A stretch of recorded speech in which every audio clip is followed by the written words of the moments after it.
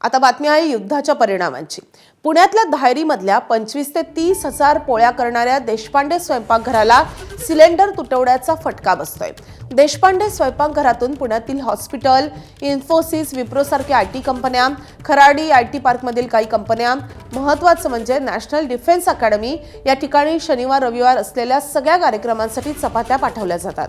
पण देशपांडे स्वयंपाकघरात आज पुरेल एवढाच सिलेंडरचा साठा शिल्लक आहे। हे गॅसच्या तुटवड्यामुळे इथे काम करणाऱ्या 60 ते 70 महिलांवर घरी बसण्याची वेळ आली आहे। तसंच पोळीची किंमत देखील वाढण्याची शक्यता आहे।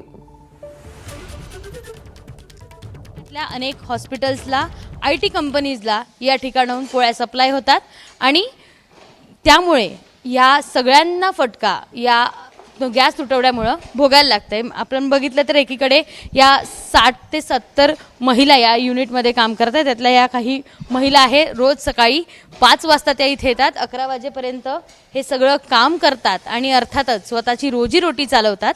मात्र हे सगळ्याचा परिणाम आहे तो त्यांच्या घरांवर आणि त्यांच्या चुलीपर्यंत जाऊन पोचलाय आणि अनेकांच्या व्यवसायावर देखील आलाय। माझ्यासोबत देशपांडे दादा आहेत, जे हे सगळं युनिट त्यांचं आहे। काय परिणाम दिसतोय मागच्या काही दिवसांपासून आणि आता कसं पुढे जायचं ठरवलं? खरं तर हा कोविडपेक्षा सुद्धा कठीण काळ आहे आमच्यासाठी, कारण की आत्ता अशी परिस्थिती आहे की फक्त आजचा दिवस पुरेल एवढाच आमच्याकडे गॅसचा साठा आहे आणि आमची तशी 2 युनिट्स आहेत। त्या 2 युनिटमधलं एक युनिट आम्हाला कंपल्सरी बंद ठेवावं लागतं आणि एका युनिटवरच आम्हाला काम करावं लागतं। आत्ताची परिस्थिती अशी आहे की आम्ही ऑर्डर पूर्ण करू शकत नाही आहोत आणि हॉस्पिटल्स किंवा आयटी कंपन्या ज्या आमच्यावर अवलंबून आहेत, ज्यांची कॅन्टीन आमच्यावर अवलंबून आहेत, तर अशा लोकांना आम्हाला पोळ्या देता येत नाही आहेत। फार लिमिटेशन्स आत्ता या गॅसच्या ह्याच्यामुळे आलेले आणि आम्हाला चिंता खरं उद्याची आहे की आज जर का आम्हाला मोठ्या प्रमाणात सप्लाय नाही मिळाला तर उद्यापासून आम्ही लोकांना काय उत्तर देणार किंवा हा व्यवसाय पुढे करू शकू की नाही, हे आम्हाला आता खरं चिंतेचं कारण झालेलं आहे। हे जर बंद झालं तर आम्ही काय करायचं? मला मुलं बाळ आणि सगळं घर तुमचं सगळं ह्याच्यावरच सगळं चालतं आमचं। किती वर्ष झाले? आम्ही आता इथं 10 वर्ष झाले। मला तर कोविड इथेच घालवलं?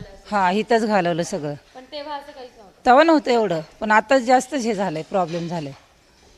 महिला सकाळी 5 वाजेपासून या ठिकाणी आल्या आहेत आणि सगळ्या हॉस्पिटल्सला, सगळ्या कॉलेजेसला आणि सोबतच कंपनीजला इथनं पोळ्या जातात। मग आता या गॅस तुटवड्यामुळे तिथे देखील याचा परिणाम दिसून येतोय।